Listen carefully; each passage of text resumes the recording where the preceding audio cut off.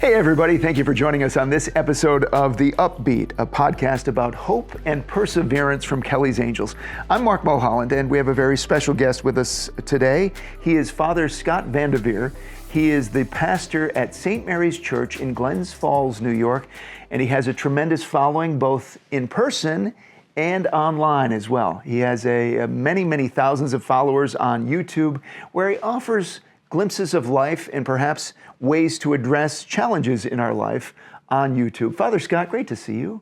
Such a pleasure to be here. Thank you for welcoming me. Well, let's talk about you, because your route to the priesthood is perhaps not the most traditional. You were born in Rochester, New York. I sure was, yep. And that was 49 years ago now, and I've only been a priest for 11 years. So this is what's interesting from my journey. I like to tell people, I spent 20 years trying not to be a priest. I knew when I was 18 that I was called to it. And it's an interesting story because I felt drawn to journalism, of all things. I always admired those images of Walter Cronkite taking his glasses off and looking into the camera and telling America really challenging news, the highs and the lows and everything in between. And I thought, I want to be that person. I want to become a communicator, and I want to inform people of what's going on. I loved the thought of being the first to inform you and set the tone for that. Amen, Father. You can relate. I can absolutely relate to that. And then I remember going to Mass when I was 18 at another parish, and it just so happened that priest had a reputation for being a really strong communicator, and he was that and more. And I remember thinking, this guy is as good an orator as anyone I've ever heard, but he doesn't use his skill to inform people. He uses it to inspire people. And it struck me, that was a fine-tuning of my calling. I didn't realize up until that point that it was a particular kind of communication that I was called to. So I would say that preaching is really the heart of what brought me to the priesthood. You always wanted to be a communicator, and you are. In fact, that's often lost, I'm guessing, in the priesthood. Having been raised Catholic, I can see that maybe the communication piece, at least for my childhood, was maybe not the biggest piece. But now you learned that, and you saw that. I'm curious, did you ever have the opportunity to tell that person how much he inspired you? I tried, but he was, it's funny. Some people are drawn to the priesthood because they're communicators, but many more are drawn because they are drawn to counseling and caring, like a helping profession career. Other people do it because they want to be ritual practitioners, and they're drawn to the beauty of ritual. And Father Jerry, who was my inspiration, was not a touchy-feely kind of priest. So I think sometimes he was annoyed that I was hanging around like, grab a registration form, buddy, start putting money in the collection. And I wanted to say, I'm 18. You should be excited that I'm here. Yes, right. Well, doesn't that translate well to today? Because I'm guessing, I have not been to one of your masses, I will be, but I'm guessing that you want to welcome people. You don't necessarily need them to register today. Do you want them to feel welcomed first and foremost? Absolutely. And it strikes me that I happen to be part of a religion that is one of many in our culture, but it is the biggest religion in the world. And so when it gets too narrow or it gets too sectarian, I get really disappointed. Because how could this be it's the great vehicle of Western culture in many ways. And for us to be small or selective or too niche, that doesn't make sense to me. The Catholic Church, Catholic means universal, it means whole, and so it ought to be where everybody is. I wouldn't feel at home in a church where everybody was the same. Yeah. And that's one of the things I really strive to do, is to have I'd like everybody who walks in to say, oh, wow, maybe this is what I've been missing. And I think too often, before I was a priest, I was ordained at 38, so I had a lot of experience in the pews. So often I would go to church and I would be reminded of all the reasons not to return. This place is closed-minded, or this place is so devoted to a certain way of doing things that feels like it's a sect or a very small little group of people who have the same kind of tastes and preferences. I wanted to be somewhere that felt like the United Nations. Yeah. And so I really strive to make sure that everyone feels welcome. And I will tell you, funerals are the number one way we do that. The number one way right now that we're bringing people into our church, because what irony. Isn't that amazing? Yeah. Because there's so many people coming to a funeral that only go to church for funerals and weddings. It used to be in our culture, it was kind of expected that if you were Christian, you would at least show up for Christmas and Easter. And I think we've become a more secular culture. That's no longer true. And so now, sometimes the only time we're there is for funerals and weddings. And with weddings, there's just so much excitement and so much pomp and so much beauty and detail. People are not necessarily thinking, is this a place I'd like to make home? But at a funeral, everything has been stripped away. And you're asking yourself, you're brought into a place where we're talking about ultimate things at the exact moment that you're asking yourself ultimate questions. You're thinking about your own mortality as well, right? There it is.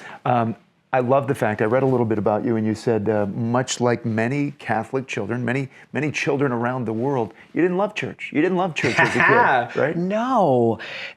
I found it boring. And I remember thinking at times that the priests celebrated the rituals in a way that made it hard for me to believe that they really believed it. Kind of like, there's a quote from Gandhi where he said, if I believed what you Christians believe about God being present in the world, I don't think I would ever get up off my knees.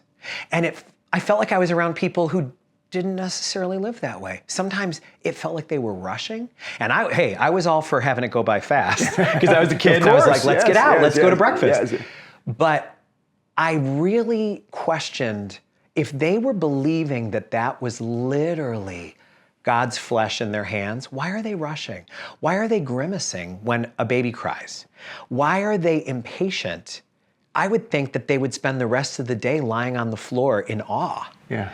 And so when I didn't see that, it felt, I was afraid it wasn't very authentic. I now that I'm a priest have more compassion for those guys because I know there are human limits. Sure, there's a tight schedule, there all of those things. That's right. I find that particularly interesting, and this is not about me, but I need to tell you this. I'm guessing you get that a lot. People feel they need to confess things to you, Father. I'll take it. But having grown up Catholic, and our Mass growing up, and I can tell you after we're done recording exactly who was saying the Mass, but our Mass was 18 minutes long, without fail, rarely a homily. Yeah. So I thought, wow, much like you, I'm not really understanding. I need the homily to help me understand the gospel, all of those things. So it wasn't until after I became an adult and attended another church that I got it. That's the appeal. That's what I'm supposed to understand. So I find it refreshing that you grasp that early on as well, and you try to make your Masses understandable and relatable. Isn't relatable the key? Isn't that really what? Absolutely. It has to be able to be applied. It has to be able to be applied. And I do think people are more sophisticated consumers of content now. I mean, we're just getting barraged with content all the time. And so there are so many people that are in their ear that there's so many influencers that are having a bigger impact in people's lives than their spiritual leaders are. Yeah. And that's why spiritual leaders, I think we really need to hold ourselves accountable to making our messaging one of the most important things that we do. Because if we need to be thinking just the exact same way that a hotel needs to be thinking, how do people feel when they walk in this lobby? What kind of an experience is this for them? Just as a channel needs to decide, how do we lead with the story that people are really needing to see right now? Or are they going to turn the channel? If we're leading with this story, are they going to turn to our competitor? I think churches need to think similarly, that we can't bury the lead in the story. And in our Catholic tradition, we're always reading from the gospel, which is like this very distilled teaching of Jesus. It's got to very quickly make sense to their lives, or else they're going to start composing their list for Target after this. I'm going to need a fabric softener, and then I better stop by. Pens for the kids. Right, yes. It's because life is so busy that if they finally have a moment to think about ultimate things and the person speaking doesn't deliver, they have to move on. Life is just demanding too much of them to give attention to something that's making them feel more confused, not less. Awesome. We'll be right back. We're going to continue with Father Scott VanDerveer on this episode of the Upbeat podcast from Kelly's Angels. Stay with us. Thanks to our underwriters who make it possible for Kelly's Angels to provide grants and scholarships to children facing grief, loss, and adversity. Hoffman Car Wash, a family-owned and operated business that has been serving the Albany, New York area for close to 60 years. Hoffman Car Wash offers a variety of car wash services, including exterior washes, interior cleans, and detailing. Learn more at hoffmancarwash.com. Allardyce Ace Building Supply, a leading provider of high-quality building materials and supplies in Saratoga Springs, New York. Allardyce Ace Building Supply has been serving the needs of contractors, builders, and homeowners for more than 40 years. Learn more at allardyce.com. Bob and Ann Fitch of Saratoga Springs, who have provided tremendous support to Kelly's Angels through the Bob and Ann Fitch Giving Fund. Now back to my dad's interview on the Upbeat podcast. Welcome back. We're continuing our conversation with Father Scott VanDerveer, who is the pastor at St. Mary's Church in Glens Falls. And we were talking a little bit during the break, Father, about some of the things which inspire you and inspire your followers and your parishioners. And you mentioned the term moral beauty. What do you mean by that? I was listening to an author who writes about wonder and awe and how healthy wonder and awe is for you. It's an author named Dr. Keltner, and he was describing 8 areas of life that inspire awe in people. And one of them got my attention. He calls it moral beauty, and what he means is acts that are so good and so beautiful that when you even hear about them from a distance, they give you goosebumps. When people do things so beautiful. And I have found that they make the best sermons at church. Telling someone in our community's story about something brave and beautiful they did when no one was looking is so great. So I'll give you an example. I was about to celebrate a funeral for someone who was reported to me to be not very religious. And they said, Father, keep the religion stuff, a little bit, mute it a bit, because this person's not that religious. And so I kept that in mind. And as I was getting to know this person through their family members' stories, I realized just how loved she was when I heard this. She wanted to die at home, and she wanted to die in her garden was her ideal way of going. But it wasn't going to be possible for lots of logistical reasons I think you can understand. So her family said, Mom, we're going to move you just a few streets over from your house. And she protested, and she said, absolutely not. She said, I want to die looking at my garden. And she went to bed very hurt that night that she was going to be in this guest room of her daughter's house with no garden. And that inspired her daughter's boyfriend over the nighttime while his girlfriend's grandmother was sleeping. He dug up her garden and transplanted it outside her window in the other house. So when she opened her blinds, her garden came to her. That happened in our community. Yeah. And so now not only was that one of the centerpieces of her funeral where people said, listen how loved she was. What kind of a woman would inspire that reaction from someone new to the family? So then I got to also tell that story not that many weeks later when the gospel gave an opening for things that are truly beautiful. So I do think that all of us, I'm realizing that one of the most basic ways to live a good life is to just choose to always do the most beautiful thing you can possibly do.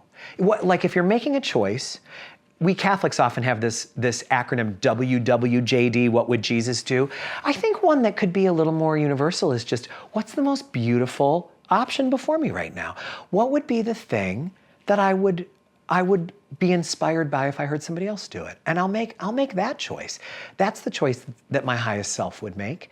And I find that people's lives are just littered with these stories. I had a funeral just recently for a guy from North Creek in the Adirondack region north of Albany. Small town guy who made it big, became a bank president. Not in Manhattan, but in our region, and did well for himself. And he used to always quietly co-sign mortgages with people, quietly, and his wife would get so mad. She'd say, we have kids in college, we have our own mortgage, why are you doing that? And it turned out the reason he did it is that his father, growing up in Depression-era North Creek, New York, when someone was lost their house to foreclosure, he would go to the auction, he would buy the house, and then he would figure out what it would take to get them back in the house and give it to them at that price. People do things that are so exquisitely beautiful all the time. And so that's one of the reasons why I really feel like funerals are our best way of getting people to come to church, because if you went to a funeral at a Catholic church where you were going because it was your boss's mother who died, so you went as a professional obligation, you have no background in this faith, and you hear a story about just how beautiful the people in this community are and how much meaning can be found in life if we just open our eyes to those moments. That makes you want to go back. That makes you want to live your life differently. It's so inspiring, and it's within reach of all of us, because it doesn't require you to follow any particular recipe. You just do the most beautiful thing that the moment offers you. I love that. I saw one of your sermons on YouTube talking about grief and love, how grief is a sign of love. It's a sign of love lost, right? You can't have grief where there was not love. That's right. You feel strongly about that? I do. And I realize how intertwined they are. I've read an author recently who said grief is the leftover part of love that has nowhere to go now that the loved one is departed. I think that makes sense, because it almost feels too like you're congested, like you're backed up.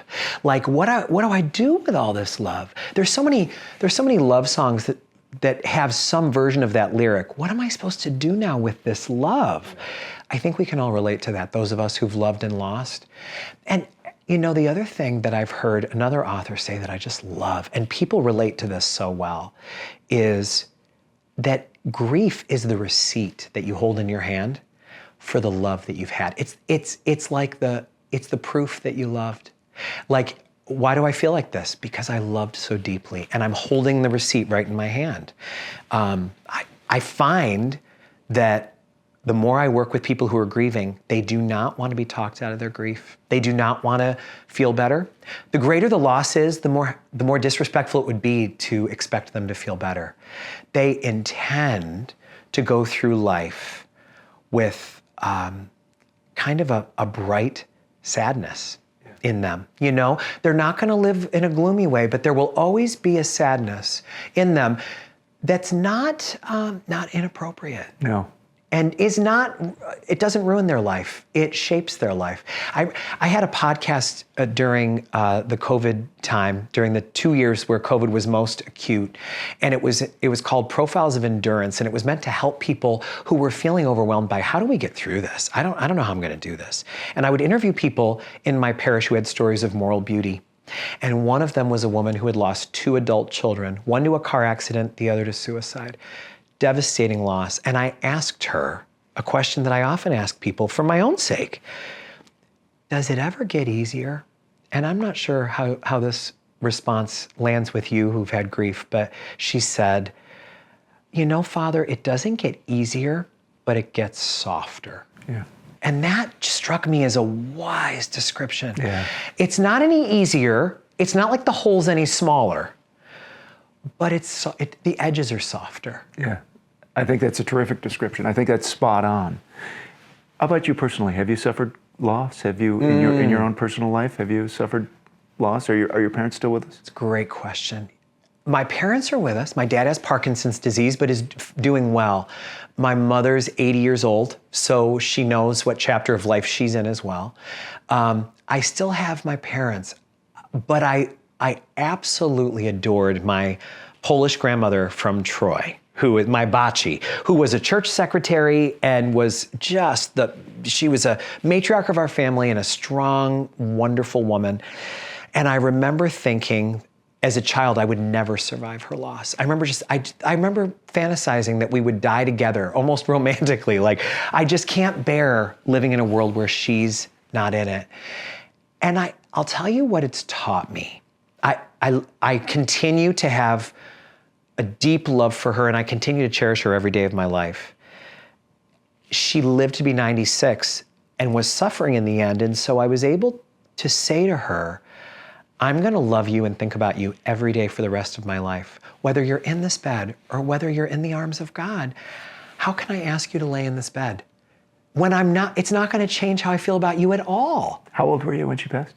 I was almost 30. I was so blessed to have her that long. She lived a long life. But this is what I often say to my families that I'm preparing for funerals with. I'll go to a family's home, I'll sit around the dining room table with them and talk about their loved one. And the loved one who's died is often right around the age that my parents are, and they're right around the age that I am. And I'll often say to them at the end of the sharing, I just want to, on a personal note, thank you, because you're helping me prepare for my losses. I'm sitting with a family who's entered a terrain that I have not yet entered. But you will have to. But I will. And you're teaching me a little bit of how to do it. You might even be teaching me how not to do it. You know, I might be in a situation that feels like, oh, I don't want it to feel like this when I lose my parents. But I'll never forget when my dad found out that he had Parkinson's, one of the things he said, I said, Dad, I'm so sorry, that's so hard. And he goes, well, it's not like I haven't heard of this disease. And it's not like I don't know people who've had it. So I can't feel sorry for myself. If this is part of being human, people get this. I'm not so special I can't get it. I'll treasure that. That'll be a story I'll tell at his funeral. Are they proud of you? Amazing story. Are your parents proud of you? They are. Yeah. They're the best kind of proud too, because there was no pressure to become a priest. I think if I had been, if my mother was, wearing a corsage on the day of my ordination and, proudly peacocking around, it would feel a little more burdensome. But no, they're so proud. They think it's funny that the kid that used to fight them about going to church is now the one up there. And they really would love to get me on holidays more back home. They're like, can you come home for Christmas this year? And I'm like, you know the answer to that. do they follow you on YouTube? Do they see? Do. They do, okay. Actually, I get offended because sometimes my mom falls behind. I said, what'd you think of the homily this week? She goes, oh, honey, I'll get to it. That's only a mom can do, right? Totally. So totally. You talked about going into homes of people who have just suffered a loss. They're talking about their loved one and their raw emotion at the time. How do you protect your heart? Oh, what a great question. Maybe the answer is I don't. Maybe that's what allows me to really benefit from the interaction with them is I don't protect it. I go in there and I say, oh my gosh, what a mystery that we are eternal creatures that are given this short amount of time to live. It's really miraculous to me that every single person who was on the earth during the Civil War is now dead. It's strange. How could we still be the same people if none of the people who were here, who were there are here? I find that is, the mystery of death is something, it's so universal and it's so mind-boggling for us. It strikes me as a real meeting place with holiness and with goodness. It feels like the mystery of life is intimately connected to the fact that we don't get to stay. And I've often said to people when they're like, what do you like preaching about the best? And I said, what I like preaching about the best is they're not Catholic themes, they're life themes. I think we could learn everything we need to know about life from aging. Aging is an amazing way to learn about life, that we're always an age we've never been before. Yeah. People will say to me all the time, oh, Father, how old are you now? And I'll say, 49. I can't believe I'm this old. And they'll say, oh, Father, that's young. And I'm like, but you don't understand. this is the oldest I have ever It's been. the oldest I've ever been, right? Yeah. In my entire life. Yeah. Aging teaches us, the seasons teach us. We can't stop a season from processing. Right now, we're watching summer slip away and fall come at the time of this recording. And we can't make fall stay away, and we can't make summer stay. No, there's not a thing we can do about it. The days are getting shorter, the nights are getting colder, and we're gonna have to accept it. And the last one for me is the changing of day-to-day weather, that we can plan a huge event 2 years from now and be working toward it, and it can totally rain out, and there'll be nothing we can do about it. We're powerless. We could talk all day, Father Scott. I appreciate your time. How do people find you? Where can they find you, both in person and online? Thank you for that. Well, I'm at St. Mary's Church in Glens Falls, New York, just a 45-minute drive north of Albany, and we have room for everybody there. It's a downtown church in a small, proud city on the edge of the Adirondacks. I married Kelly there. So Kelly, the namesake of our organization in this podcast, we were married there, and Kelly's funeral mass was there as well. So I have a holy connection. Ground. I have a connection there as well. And you're online. I am online. Go to YouTube and check out Father Scott VanDerveer and subscribe. I would love that. And if you'd like to hear those old podcast episodes, it's wherever you get your podcasts. It's called Profiles of Endurance. Profiles of Endurance. Finally, where's Father Scott VanDerveer in 20 years? Ooh, what a great question. Bishop? Hopefully not. No? I will say there's two. In the priesthood, it feels like there are two paths. And one of them is to work within the structure and the organization and the institution. And the other one is to find the people who resonate with your voice and really serve them.